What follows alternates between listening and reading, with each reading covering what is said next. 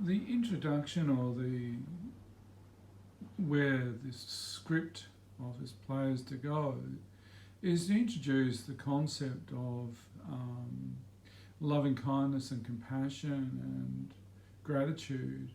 And how I represent that is through a lot of these there's another one up there that a lot of younger boys use, but men don't go choosing these symbols very often in pure symbols and sound play therapy. It's free association, but I do and they identify with it. But this is the guide, this is the sort of the soul mindfulness. And from the soul mindfulness, we can't levitate above Tibet 24/7. I'd love to.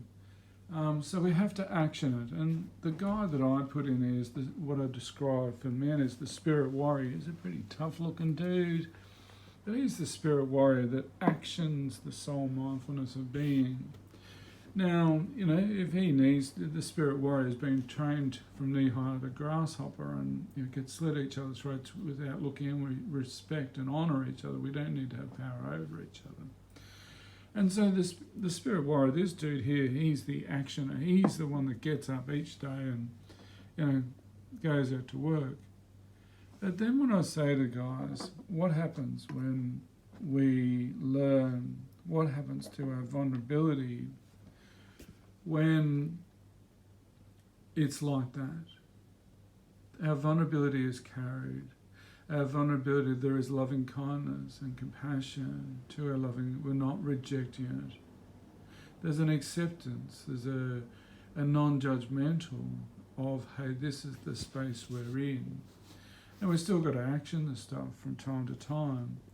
And a lot of times, men are very good fathers. They do the fathering, and I think a lot of the men's wounds are coming from this symbol here, is what they've wanted in their childhood. And it's starting to change. The social conditioning is changing.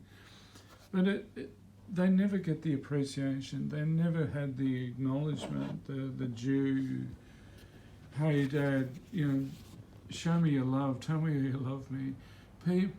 Appreciate me, Dad. Give me reassurance. Give me some positive feedback. But instead, I think a lot of times, we men in the older generations just got this hypercritical, rah, you're never good enough type stuff. Well-meaning to, you got to toughen up in life. But if we come back to this loving kindness and to the actioner, there is a power here.